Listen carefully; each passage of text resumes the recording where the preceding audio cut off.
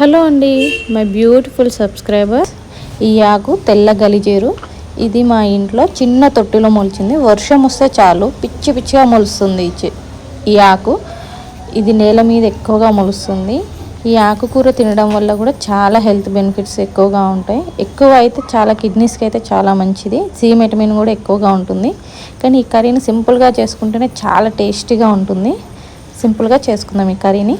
ఒక కడాయి పెట్టుకొని అందులో ఆయిల్ వేసుకొని పోపు గింజలు వేసి చిన్నగా కట్ చేసుకున్న ఆనియన్ని వేసి ఫ్రై అయిన తర్వాత ఒక 4-5 వెల్లుల్లి రెబ్బల్ని కచ్చాపచ్చగా దంచి వేసుకోండి.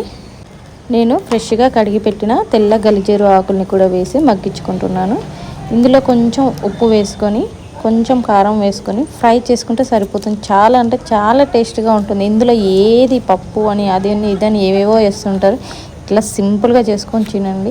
పిల్లలు కూడా ఇష్టపడతారు. చాలా టేస్టీగా ఉంటుంది. చాలా అంటే చాలా బాగుంటుంది. ఒక్కసారైనా ట్రై చేయండి. మనం కర్రీ చేసేటప్పుడు మాత్రం మూత పెట్టుకోకుండా వండుకోండి. ఆకుకూరలు ఏవైనా మూత పెట్టకుండానే వండాలి. చూస్తున్నారు కానీ లైక్ చేయట్లేదు. లైక్ చేయండి, షేర్ చేయండి, సబ్స్క్రైబ్ చేయండి.